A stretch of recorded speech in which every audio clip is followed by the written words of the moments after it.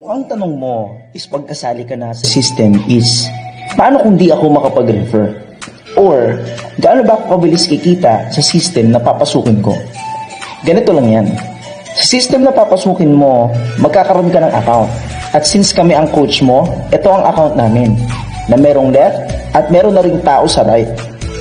Ibig sabihin, pag sumali ka, magkakaroon ka ng account na nakapangalan sa'yo. Dudugtong ka lang sa ilalim namin either sa left at sa right. For example, kunyari na ilagay kita sa left. Ibig sabihin, kung ako makapag-refer, wala ka pang naire-refer, pero pag meron ako na ipasok, posible na mailagay ko sa left at posible rin na ilagay ko sa right ko.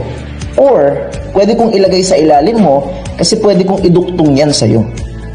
Ibig sabihin, yung pangalawang tao, meron din sariling left and right yan.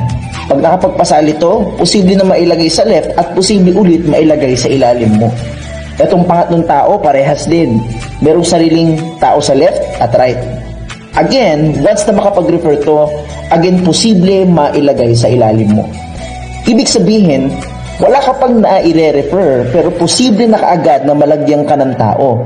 Basta, mabilis kang sasali. Lastly, ang tanong, gaano ba kabilis kikita? Ang bilis ng pagkita ay nakadepende kung gaano ka kabilis sasali.